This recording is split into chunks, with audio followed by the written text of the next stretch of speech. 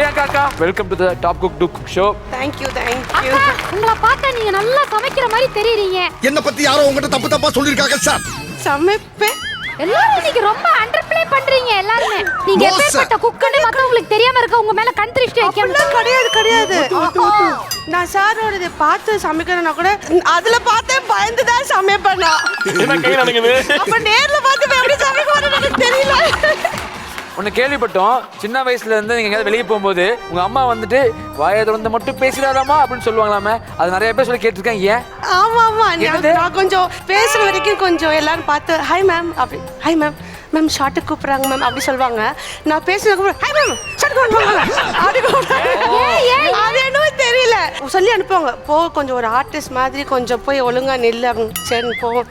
பார்த்தேன் எப்படி சைலண்டா இருப்பேன். யாரோ ஒருத்தர் தெரிஞ்சாங்க அண்ணா நல்லா இருக்கீங்களா அப்படி கூட ஓடி போயிடுவாங்க. அதனால நான் 20 வருஷத்துக்கு அப்புறம் இப்படி தான் இருப்பேன். வீட்டுல சொல்லுவாங்க. சீனியர் சிவாங்கினா அம்மா சொல்லுவாங்க பாக்குறதுக்கு நீ பண்ற மாதிரியே இருக்கு அப்படின்னு. சூப்பர் சூப்பர் பண்ணுவோம், நம்ம பண்ணுவோம்.